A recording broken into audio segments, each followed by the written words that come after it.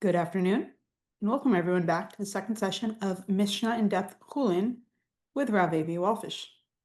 This class is part of the Rifka Rosenwein Mishnah Division and sponsored in her memory by her family. This class is working with the standard daily Mishnah study schedule, dedicating time each day on your own for the study of 1 to 2 mishnayot, and we come together once a week to review and anchor our learning, and for this masachet with Rabbi Walfish, who until his recent retirement taught Talmud and Jewish thought at Herzog College in Alon Shvut, as well as in the Mechala College in Jerusalem. He is a graduate of Yeshiva University and received smicha from Rav Zalman Nechemia Goldberg. He has taught at Drisha before. He has published extensively, and we're glad to have him back. And with that, I'm going to hand over the podium, so to speak, to Rabbi Walfish. Okay, thank you, Kayla.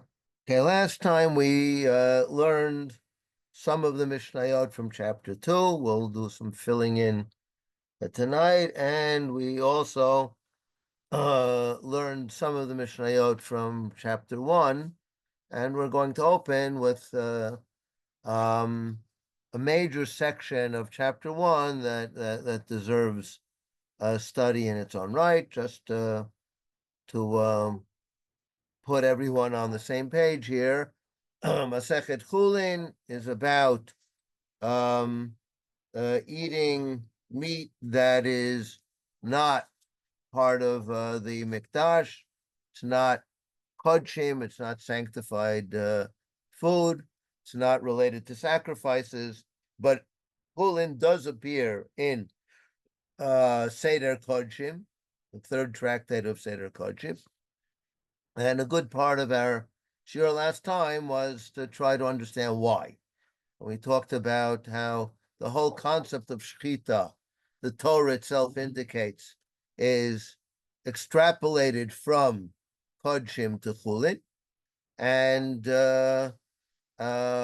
additionally, we saw that there are quite a few mishnayot in Tractate Hullin that are playing off of parallel mishnayot in Tractates Vachim. We'll be reviewing some of that and adding some points in a few minutes.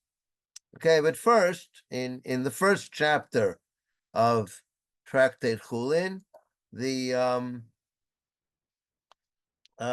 Mishnah opens up with some of the laws of shechita, of slaughtering, and we saw that the slaughtering, the most important thing as far as the Mishnah is concerned, is that it be done properly from a technical point of view. And therefore, a lot of the kinds of formal requirements that you have in sacrifices, when you look at the parallels in Tractate Hullin, you see that the Mishnah has a much more liberal attitude. Who can do the shechita? How, where, when? Okay. The main thing is that the shechita be accomplished from a technical point of view in the proper way. We talked last time about 5 ways in which you can disqualify the shechita. Instead of slicing through the trachea and the esophagus, if you uproot, or if you do it in the wrong direction, or if you push too hard, those are three of the 5 things. If it's not accomplished within a specified time frame, okay, or if it's not in the area of the neck where it's supposed to be, all of those will disqualify the shechita. And then at a certain point we have, and this is what we have up here on the screen, is the 4th Mishnah, okay, 4th out of a total in the first chapter of 7 mishnayot. Okay, so we're at around the halfway point of the chapter, and at this point the Mishnah says hashochet min hatzavar shchitato kshera. Okay, that shchita has to be from the neck. But then the Mishnah adds something that's not really directly germane to Tractate Hullin. Hamolek min hatzavar milikato psula. Okay, now molek is a is a concept that exists only in the realm of Kodshim. As we see in Tractate Hullin, in several places, the slaughtering of a bird is very similar to the slaughtering of an animal, although the requirements are a little less stringent in certain ways. But basically, it's the same kind of motion of slitting the throat. But when it comes to sacrifices, the way that birds are sacrificed is through a malika, okay, which is first of all accomplished not with a knife or other implement, but with a long, sharp fingernail. And secondly, it's done, as the Mishnah says here, molek min hatzavar malikato psula. If you do malika from the neck, then that is invalid. Shekol ha'oref kasher limlika, v'chol hatzavar kasher lishchita. Okay, because for malika it has to be done from the oref, from the back of the neck. The tzavar means the front of the neck. And so the Mishnah has pointed out a kind of contrast between shchita and malika. Shchita must be done from the front of the neck, the tzavar. Malika must be done from the back of the neck, the oref. Okay, and then the Mishnah translates this into a kind of abstract principle. Nimtza hakasher b'shchita pasul b'mlika, kasher b'mlika pasul b'shchita. So here we have two halachic institutions, shchita and malika, and what is valid for one is invalid for the other in both directions. Okay, and then the Mishnah goes off on a lengthy tangent till the end of the chapter. Okay, there's the next three mishnayot, hey, vav, zayin, but there are more than three cases. Each Mishnah has several cases. So these three mishnayot then have nothing to do with shchita. They have nothing to do with malika. Okay, why are they there? Because of similar form. Nimtza hakasher b'shchita pasul b'mlika, hakasher b'mlika pasul b'shchita. And then hakasher b'torin pasul b'vnei ona, hakasher b'vnei ona pasul b'torin, hakasher b'para pasul ba'egla, hakasher ba'egla pasul b'para, kasher b'kohanim pasul b'alviim, kasher b'alviim pasul b'chohanim. Okay, so what is happening? These mishnayot. So we've moved. We're still within the realm of sacrifices, at least in the first two cases. Okay, Torim and Bnei Yonah are the two kinds of birds that can be brought as bird offerings. Okay, there are no other birds that can be brought as offerings. Even kosher birds can't be brought as offerings. With animals also, there's a restricted number of kosher animals that can be brought as sacrifices. Other kosher animals cannot. Okay, only three kinds of kosher animals can. And only two kinds of kosher birds can be brought as sacrifices. But the Mishnah tells us that these two, one is called torim, turtle doves, one is called doves. Okay, and what is kosher for one is pasul for the other, and vice versa, right? Same pattern as what's kosher for shchita is pasul for malika, and vice versa.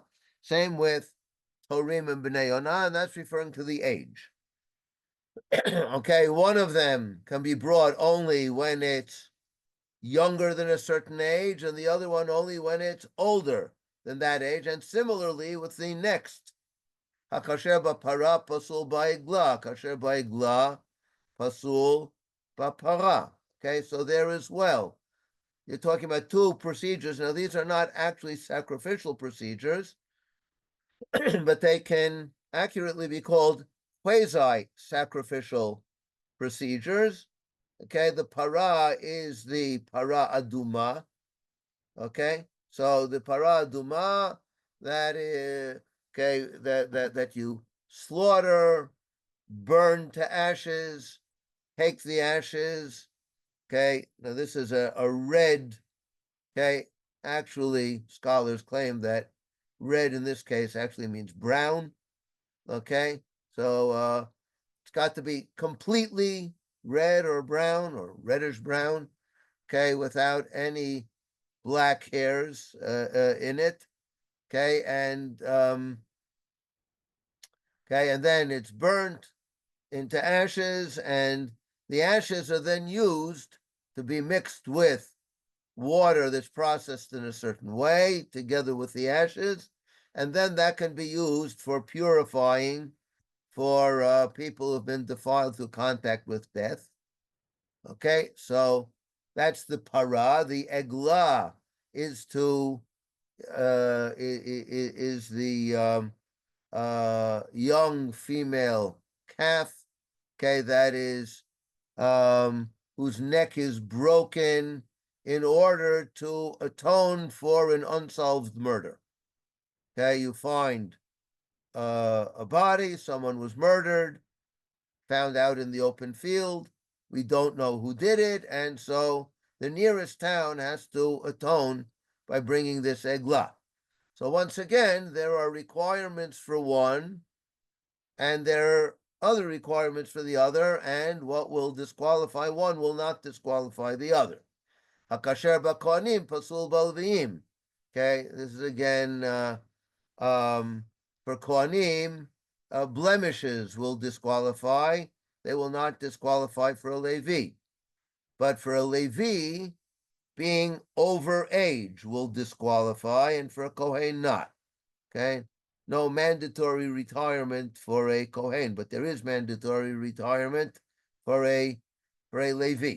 Okay, so we're ranging over a fairly broad swath of halachic areas. So why are all these mishnayot here? Not because of the content, but because of the form. They all have the same form. Okay, and this is what contemporary scholars call associative redaction. The redaction of Mishnah normally is content-based. In other words, it's subject matter. Okay, mishnayot of a certain topic, and even within that topic, generally the Mishnah will group together mishnayot of the subtopic. Okay, so in other words, mishnayot will have, by and large, a logical order in terms of the content, and you'll go from one mishnah to the next, and you'll see that the contents are similar. Okay, there are not a few departures from that in the Mishnah, all of which deserve study. Okay, but by and large, that's the pattern. And there are many places in the Mishnah where the redaction is associative. In many of those places, the associative redaction will be just like an insertion. Okay, there'll be a brief digression. Okay, one Mishnah, sometimes two. Okay, and then the Mishnah will get back on track, back to the topic. Okay, so that's many of the associative digressions in the Mishnah. There are several places in the Mishnah where there are lengthier digressions, and there's a whole section, okay, that's devoted to a digression, an associative digression, and this is one of those examples. So starting from the Mishnah noting that Melikan Shchita, okay, what disqualifies one doesn't disqualify the other, and vice versa, then the Mishnah continues with, and this pattern you can find regarding sacrificial birds, regarding paraduma, negla, rufa, which have a lot of similarities, but each one has a disqualification the other one doesn't have. Kohanim and Leviim, who are both working as part of the temple service, but each one has a disqualification the other doesn't have. And we then continue through, okay, so all of this roughly has to do with the Mikdash. even though para aduma and egla rufa are sort of spin-offs from the mikdash. They don't technically happen inside the mikdash. And then we move from here to another area of halacha, which is tumah v'torah. And we have a similar pattern that the Mishnah moves into here. Hatahor b'chlicheres, what is pure regarding clay vessels, tamei b'chol hakelim, is impure regarding other vessels, namely other vessels other than clay contract impurity by coming into direct contact with a tumah source. Clay cheres become tamei when the tumah source is inside. So if there's direct contact, but not inside, but on the outside of the vessel, so for kli cheres it will be tahor. For other kelim it will be tamei, and vice versa. Okay, if it's inside but not touching, it will be tamei for the clay vessel. It will be tahor for others. And similarly, tahor b'chli eitz, tamei b'chli matachot. Certain differences in halacha as to how, as to when wooden vessels are subject to tumah, only if they have a receptacle, and clay matachot, even if they don't have a receptacle. But there's also a reverse side to that as well. Okay, so we're following the same associative pattern, different content. And then hachayav b'shkedim amorim patur b'metukim, chayav b'metukim patur b'marim. Okay, now we're talking about two different kinds of almonds. Okay, sweet almonds and bitter almonds, which are actually different species. Those are different strains of the species almond. Okay, and there's a difference between them in terms of at which stage of the ripening are they subject to the laws of tithing. Okay, so the almond that will for the bitter almonds, the bitter almond at the stage of development when it will be subject to tithes, will be obligated in tithes, the sweet almond at the same stage will be patur, and vice versa. Okay, so we've moved now from the mikdash to tumah v'torah to the laws of tithing. We continue with the laws of tithing and abandon the formula. That's up till now, and that's what I've marked off. That's what I've marked off. With the color coding.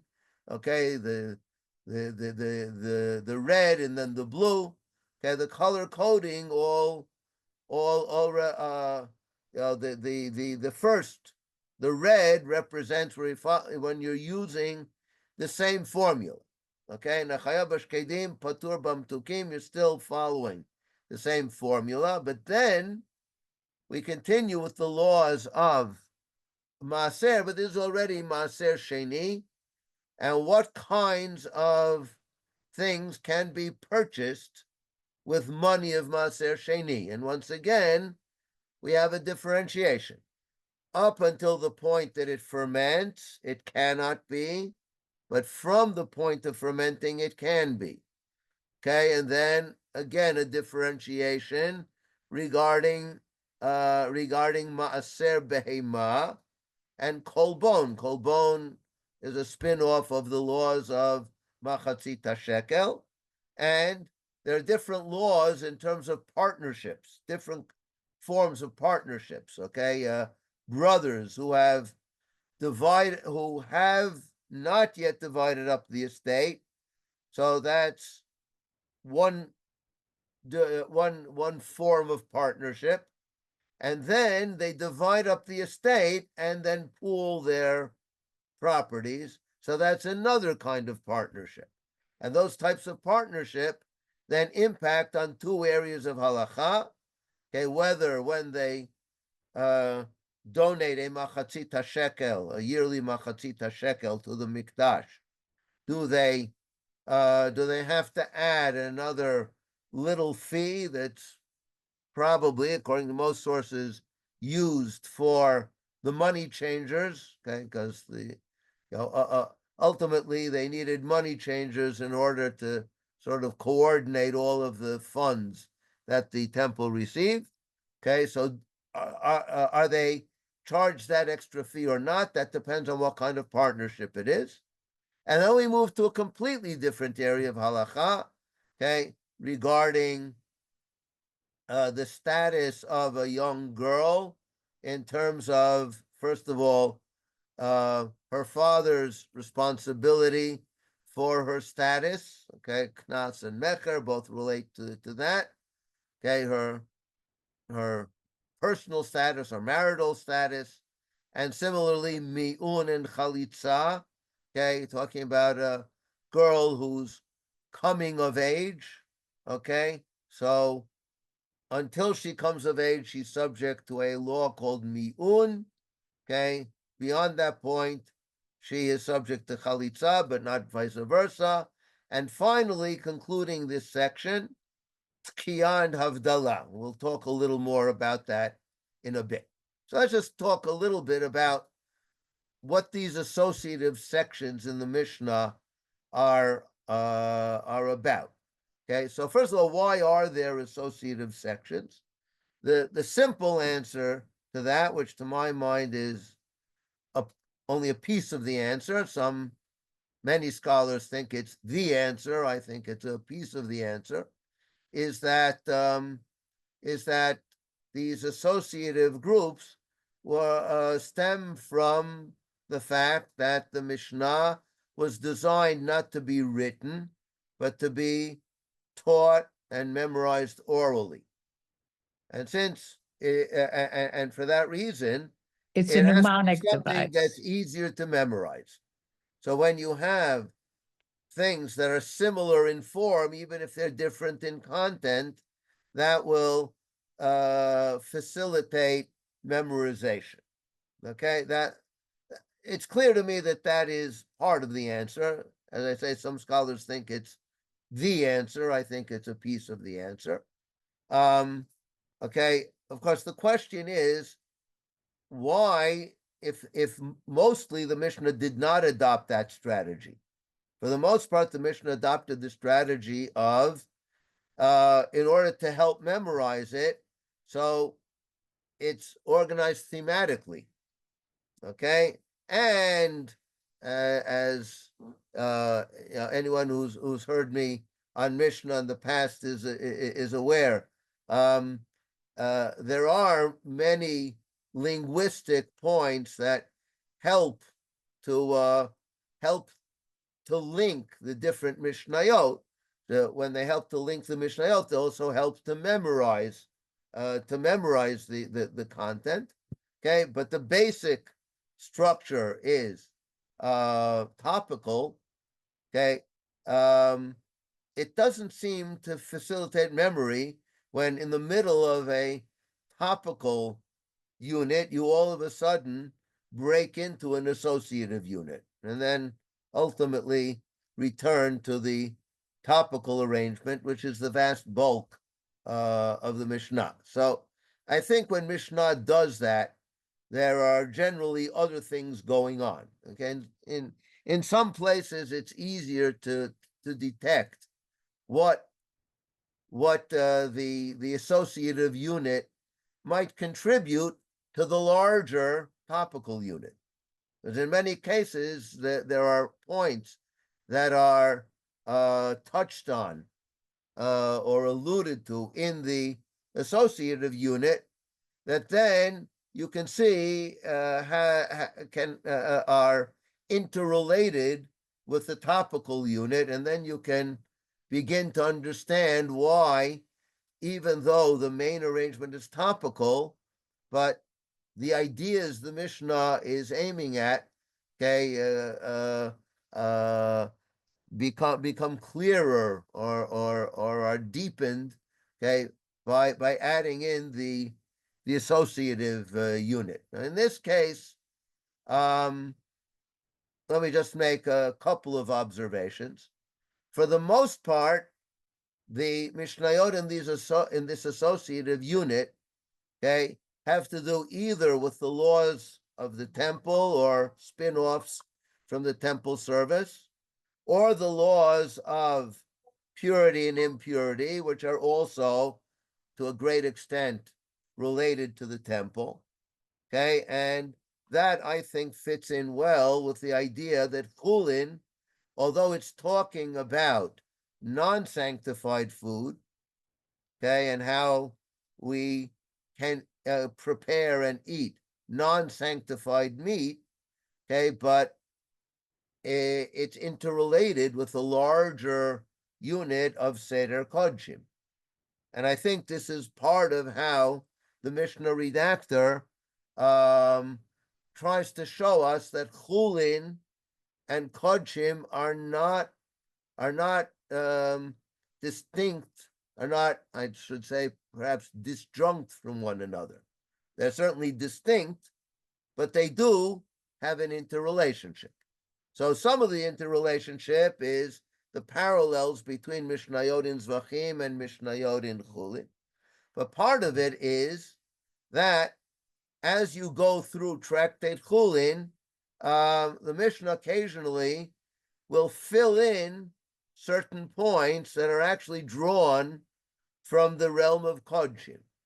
And so you're constantly being invited to compare and contrast the Chulin and the Kodshim. So here I think is part of the reason why this associative unit is here. But I think there's something else that's very interesting, and that is the conclusion of the unit. Because the conclusion of the unit comes to a completely different area, the area of sanctified time. Kol makom sheyesh tkiya ein avdala. V'chol makom sheyesh avdala ein tkiya. Now, what are tkiya and havdalah? Tkiya is blowing the shofar to announce the arrival of Shabbat. Okay, in some cities here in Israel, like Yerushalayim, you have a siren that announces when it's time to light candles in an Erev Shabbat, and that's a kind of throwback to that original minhag from Second Temple times. That's what we call tkiya. And havdalah, of course, we know what havdalah is. But what are we talking about here? So the Mishnah continues. Yom tov shechal liot erev Shabbat tokin v'lo mavdilim. Lachar Shabbat mavdilim v'lo tokin. The question is, what happens when you have two consecutive sanctified days? Okay, you have Yom Tov and Shabbat coming back to back. So now the question is, at the end of, let's say it's Yom Tov and then Shabbat. So as Yom Tov is ending, Shabbat is entering. What do I say? Do I say Havdalah or not? I will certainly say Kiddush for Shabbat. Will that Kiddush include saying Havdalah for the end of Yom Tov? Question number 2. Will I blow the shofar to announce Shabbat coming in? Okay? Those are 2 questions. Because right now it's Yom Tov. So do I announce Shabbat coming in by blowing the shofar? And then when I make Kiddush that evening, do I also say Havdalah for the end of Yom Tov? And vice versa. What if it's Shabbat and then Yom Tov? So here's where the Mishnah says, and this of course fits our pattern, wherever there is a tkiyah, it's the pattern of the previous 2 mishnayot, kol makom sheyesh and ein, right? Kol makom sheyesh tkiyah. So where you do have the tkiyah, namely, where it's Yom Tov moving into Shabbat, you will have a tkiyah. And then you will not have a havdalah. Okay, what does that basically mean? which day is the more important day? If you do have Tkiyah and don't have Havdalah, so what am I The first. emphasizing? What? Shabbat. Shabbat. Shabbat is more important. Even though it's Yom Tov, I'm going to blow the shofar because Shabbat is coming. And even though Yom Tov is departing, I'm not going to note that by saying Havdalah. You know why? Because we've moved from a less holy day to a holier day. When I do that, I don't say Havdalah. Havdalah is when I move from a holier day to a less holy day. In other words, the opposite.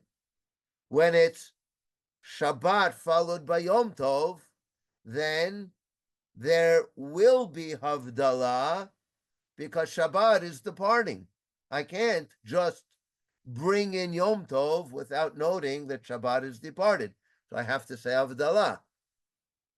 But for the exact same reason, I don't blow the shofar to announce the advent of Yom Tov. Because Yom Tov isn't important enough for me to break into the Shabbat to announce Yom Tov is about to come in.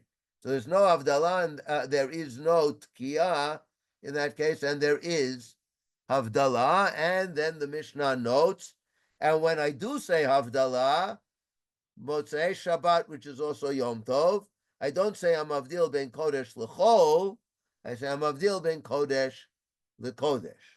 Or Rabbi Dosa says ben Kodesh Chamor l'kodesh Hakal. Okay? So now, I think it's very significant that the end of this associative unit, this is all a digression. It all has nothing to do with Hullin, with Shchita. It's all a digression. But the digression, which focuses on Shabbat and Yom Tov and their relative sanctity, is very crucial in the overall structure of the chapter. Because if you look at the opening Mishnah among the laws of Shchita discussed in the opening Mishnah, okay, here I have the inclusio of chapter 1. So the end of the opening Mishnah says, Hashochet b'Shabbat v'yom kippurim kshera. Even though it's forbidden to do Shchita, it's a melacha, okay? If I do it on Yom Kippur, I'm chayav karet. If I do it on Shabbat, okay, then I'm subject to capital punishment. Nevertheless, the Shchita is kshera. There's even Shchita that is done ba'avera, that's done in an impermissible fashion. If it's accomplished in the right way technically, it will be a valid Shchita and the meat will be permissible. That's part of the opening Mishnah. And now the last Mishnah, this is what we call an inclusio, okay? Some call it more colloquially an envelope structure, or I've seen bookends, okay? Notice you have something that frames the chapter. The opening and closing, okay, use similar words or touch on similar themes, and that frames the whole chapter. And so the last Mishnah talks about the difference between different levels of sanctity, the Shabbat and Yom Tov. Okay? So Shabbat, of course, frames the chapter. And both at the beginning and the end of the chapter, Shabbat is compared and contrasted to other holy days. Yom Kippur at the beginning of the chapter, Yom Tov at the end of the chapter. Okay, so I think that's a very, to my mind, it's clear that the Mishnah redactor was very keen on having this associative unit end with something that would frame the chapter in this way, that would give you this inclusio. So that is part of his reason for including the entire associative unit. Question, of course, is why? So one point that I think should be noted is, I think there's another theme in this last Mishnah that's very important, and that's the theme of Havdalah. Havdalah means separation, and separation is the key to sanctity, right? That's why when Shabbat goes out or Yom Tov goes out, we say Havdalah. And that's why when you move from a holier day to a less holy day, you say Havdalah, to separate, okay? Because separation and sanctity are two sides of one coin. And all of these mishnayot in the associative section are all about Havdalah. You differentiate between Shchita and Malika. You differentiate between Torim and Bnei Yonah. You differentiate between Para and Eglah Arufa, and so on. It's all about differentiation. Okay, and so concluding the chapter with the theme of differentiation, okay, in a tractate that's talking about how when we prepare non-sacred meat, Hullin meat, we still have to have certain trappings of sanctity involved. So we also have to have trappings of separation. Separation is a key part of that theme. So that's one idea that I think the Mishnah is aiming at. I think the Mishnah is perhaps aiming at something additional, because Seder Kodshim is primarily about sanctity of place, okay? And all of these sacrificial allusions in this associative unit are about sacred places. And Shabbat, which frames the chapter, is about sacred time.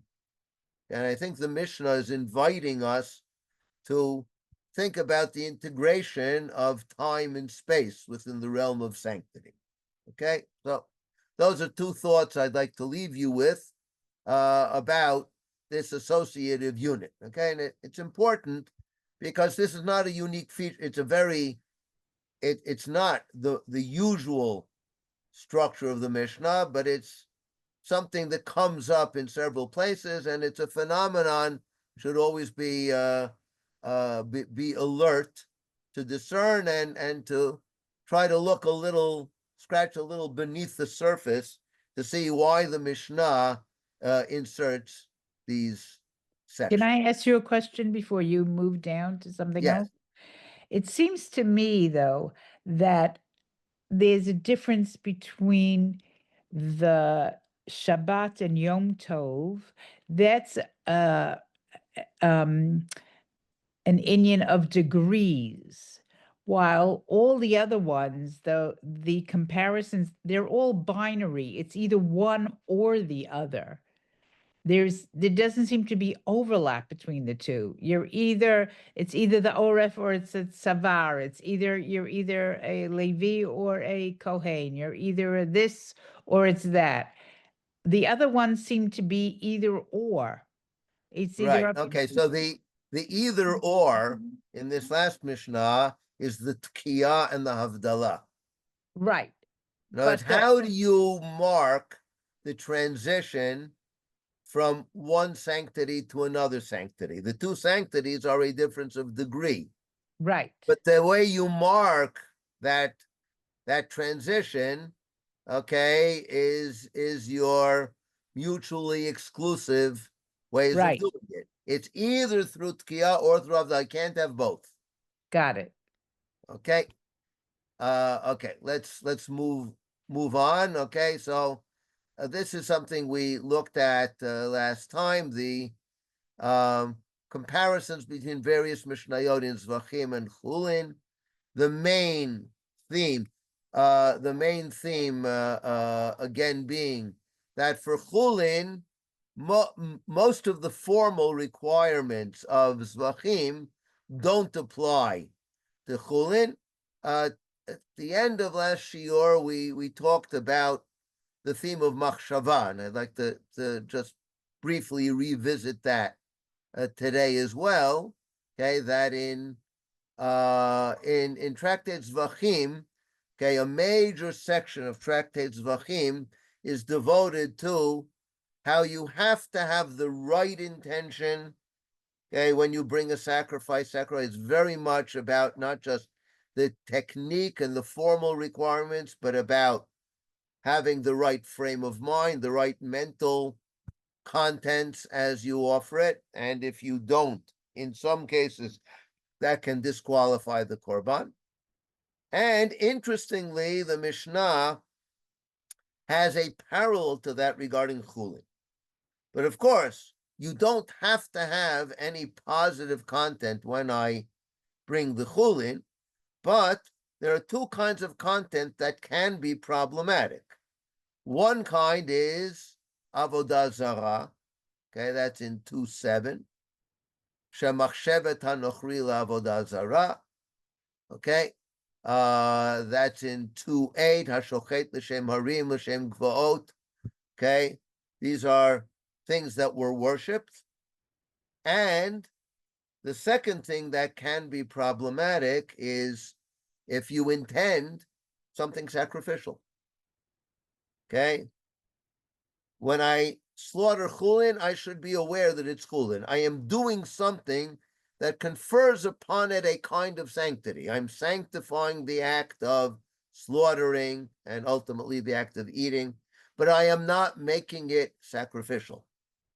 If I intend something sacrificial, then the last Mishnah in chapter 2, 2:10, undermines it. Okay? And interestingly, although blood plays a major role in sacrifices, the Mishnah makes it clear, it doesn't matter what happens with the blood, whether there is blood or isn't, what I do with it, what I intend to do with it, all of this makes very little difference when it comes to chulin, with one. Okay,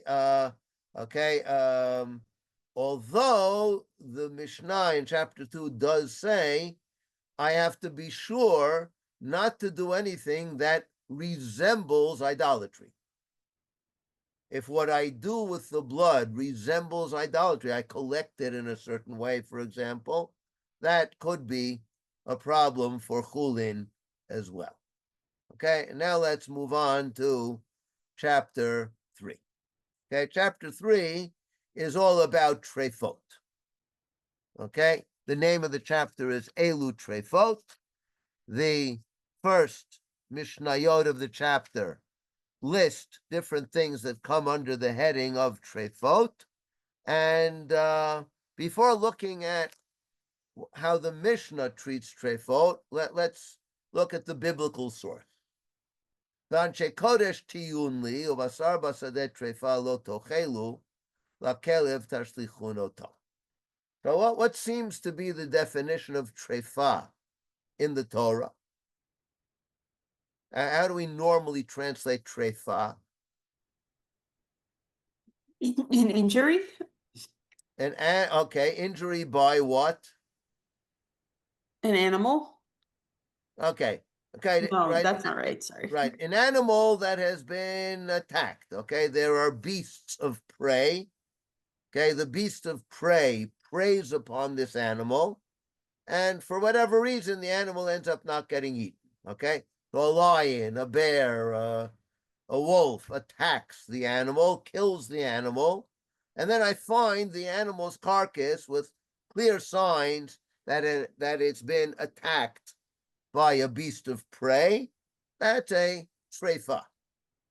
Okay, and very often it might be, for example, you have a shepherd, okay, and then a lion comes and attacks the herd, and the shepherd comes and manages to frighten the lion away, okay, but not before the lion has managed to kill one or two of the animals, but because of the shepherd, the lion wasn't able to eat it, okay? The lion killed it for food, but got chased away, okay? And so you have this animal that's been killed by beast of prey. Lo tochelu lakelev tashlichun oto, okay? What do? You don't eat it, but you can cast it to the dogs, okay? Which is another way of saying that as opposed to certain kinds of forbidden foods that are prohibited not only to eat, but also prohibited to get benefit from them, asur ba'ana'ah, okay, trefa is not asur ba'ana'ah. Okay, trefa is, you're permitted to gain benefit from it, so you could throw it to the dogs, you could also sell it on the market, okay, let's say a non-Jew could purchase it and eat it, or You could purchase it skin for it. his dog. Yes, You could skin it and then give it to the dogs. right. You could also skin it. You can get benefit from the hides. Okay, all you're not allowed to do is to eat it. But other than that, it's you're permitted to get benefit. Okay, now before looking more closely at this pasuk, let's just raise a question about the location of this chapter. We've been talking up till now about the laws of slaughtering. So why is this chapter here?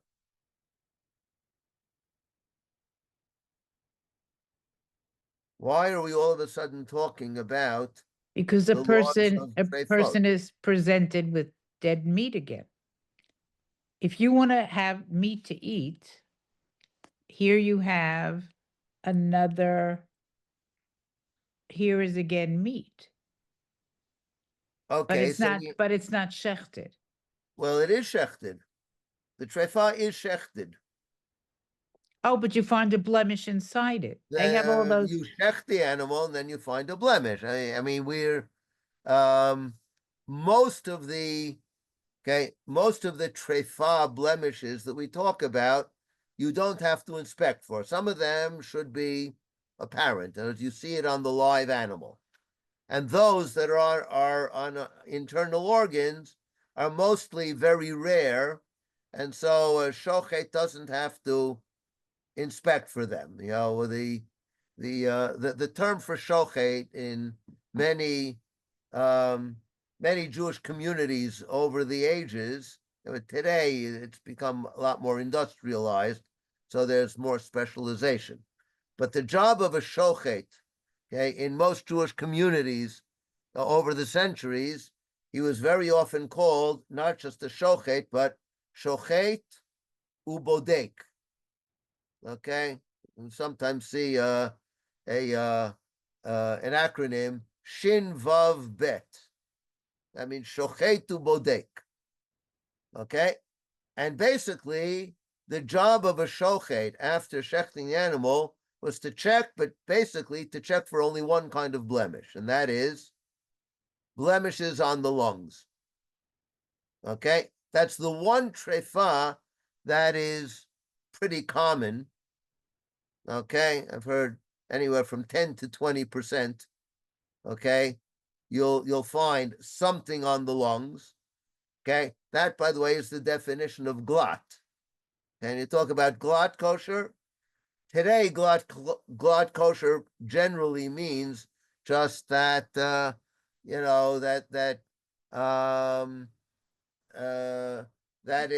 supervision is on a higher level.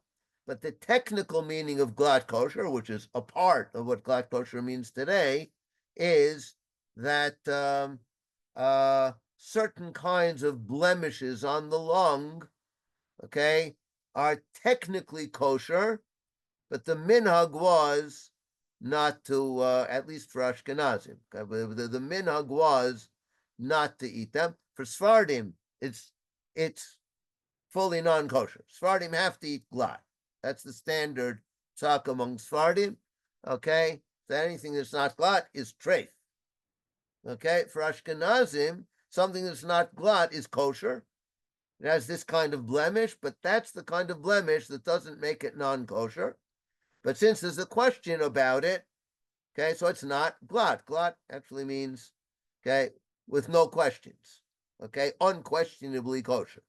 So glut means, non-glut means questionably kosher, which for Ashkenazim is okay, but people who are machmir among Ashkenazim will insist on glut. But all of that has to do with blemishes on the lungs, a particular kind blemish on lungs, those are the kind that were normally inspected for. Okay, but that's after shchita. Okay, and the truth is, we're going to see more laws of shchita further on.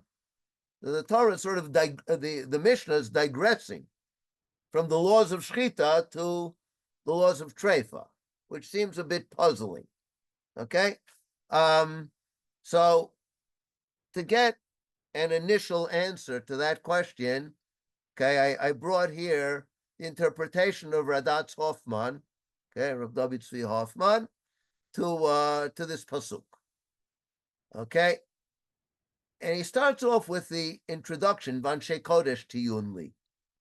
You should be holy people for me, and that's expressed in the fact that you should not eat meat found in the field, that now an animal that's been preyed upon. Okay, that's the basic literal definition of treifa. Don't eat it. And then the Torah doesn't just say you can get benefit, but the Torah says throw it to the dogs. So that's Hoffman, I think, has very trenchant observations about the beginning and end of this pasuk. He says, Al kulchem liot kohanim kdoshim lashem. We all need to be priests who are sanctified to God. Uvetor ka'ele lechem lechol al shulchan Hashem.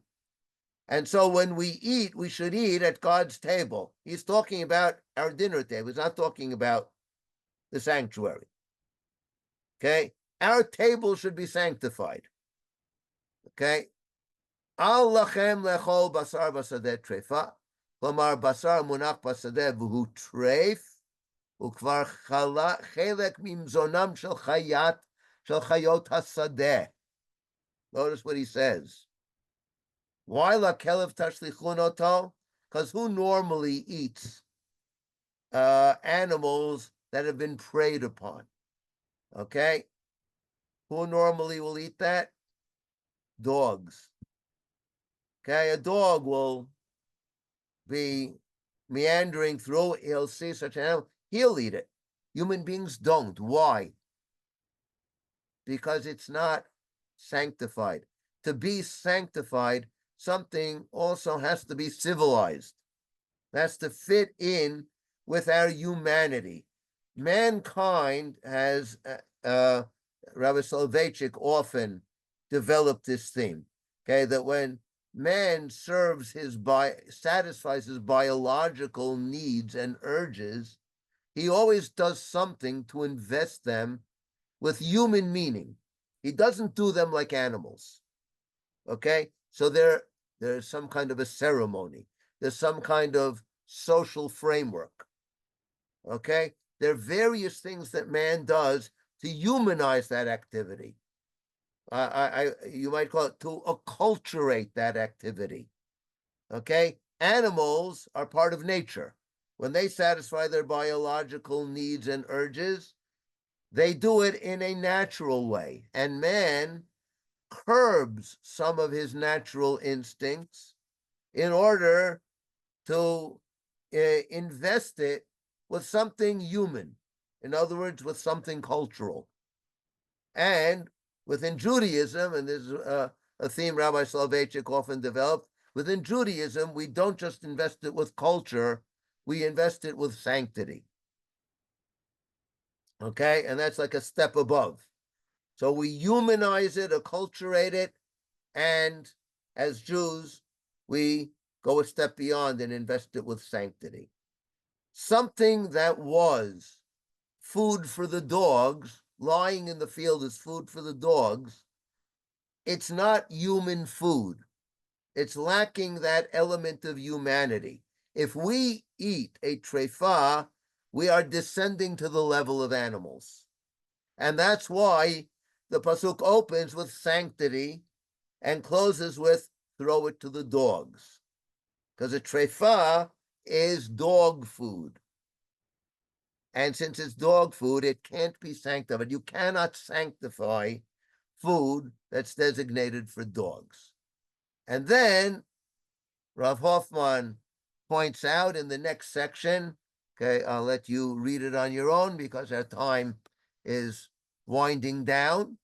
But he notes that we do other things to sanctify our meat meals.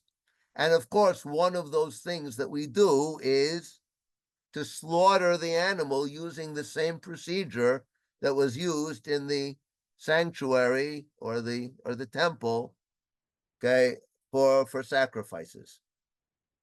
And so here's the conceptual link between the laws of trefot and the laws of slaughtering. Both slaughtering and the laws of trefot are designed to invest our eating of meat with sanctity. We invest it with sanctity by slaughtering. We invest it with sanctity by avoiding trefot.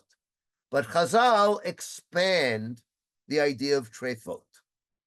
They expand the idea of trefot to include not just animals that have actually been preyed upon, but animals that have the physical injuries that reflect being preyed upon, even if they develop it differently, develop it by illness.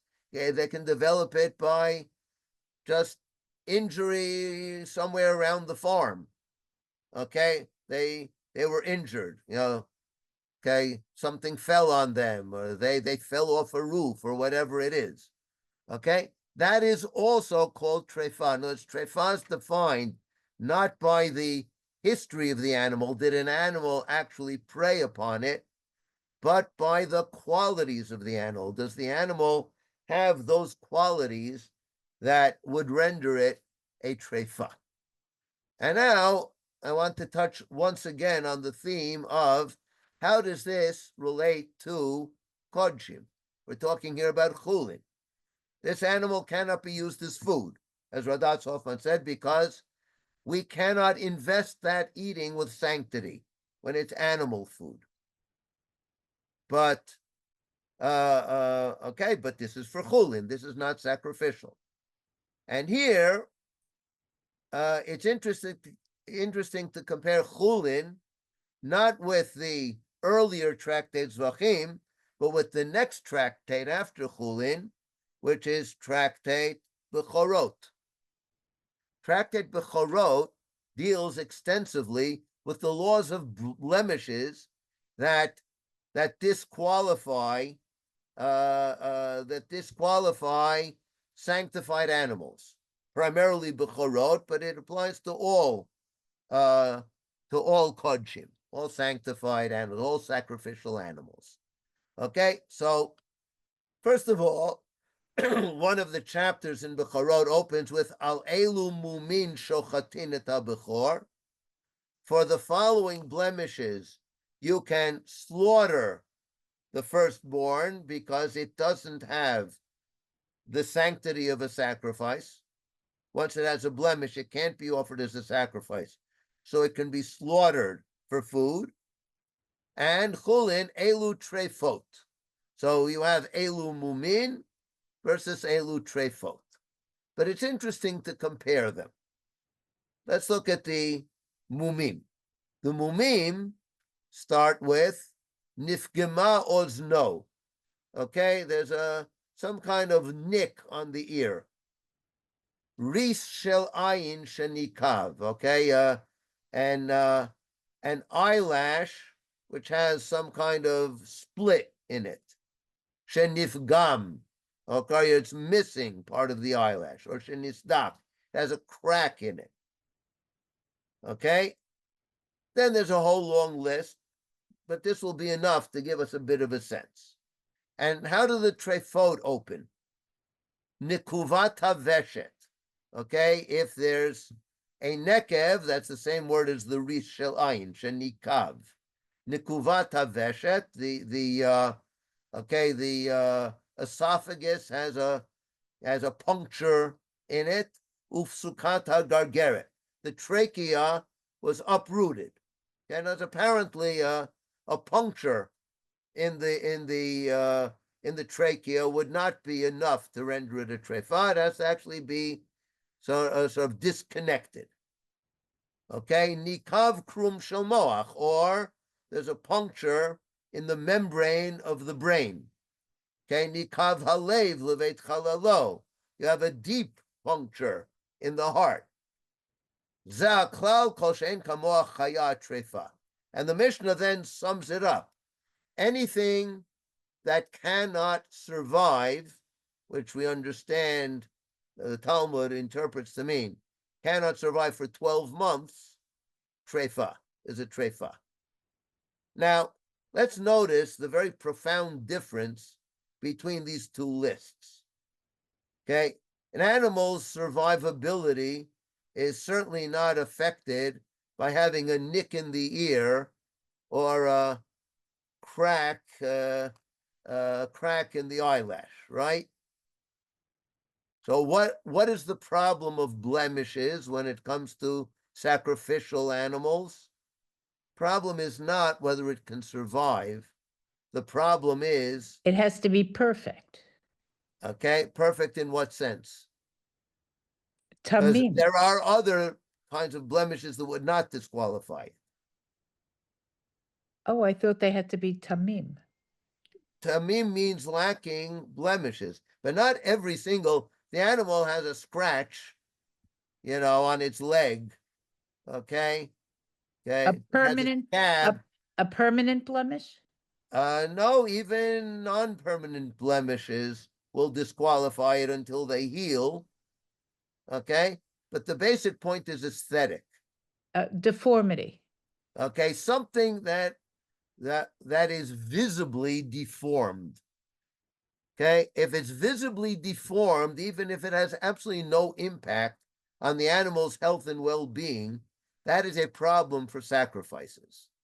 Okay, because the problem is when I give it, it's like when you give a gift, you want to gift wrap it. Okay, the presentation has to be aesthetic. That's the idea of blemishes. Okay, it's very clear from the way the list opens. It's very clear in Hullin that has nothing to do with Hullin. Hullin couldn't care less how the animal looks, how aesthetic it is, whether it looks perfect from the outside or not. What we care about is this the sort of blemish that will affect the animal's ability to survive? Functionality. Yes.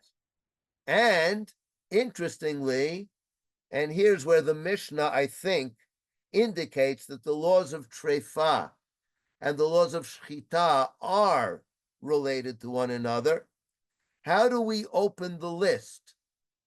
We would think you'd probably open with the brain, right? We're working our way down from the head. Then you'd go to the trachea and the windpipe. Then you'd go to the heart. Okay, you're working your way down from the head to certain problems in the legs that could also be trefot. But no, we open with the windpipe and the trachea. Why? The windpipe and the trachea, the windpipe and the esophagus. The 'Cause that- windpipe and the esophagus are exactly Where you shech them? where you shech them. So the first two kinds of trefa are the kind that say there's no point in slitting the windpipe and the esophagus because they've been either severed or punctured already. Okay, now that is the most, that opens the list. And I think the Mishnah is thereby indicating that there is some kind of underlying connection between the laws of trefot and the laws of shchita.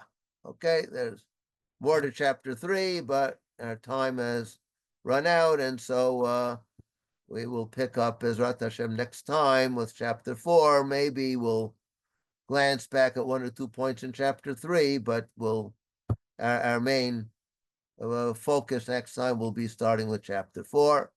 So, Erev Tov to all.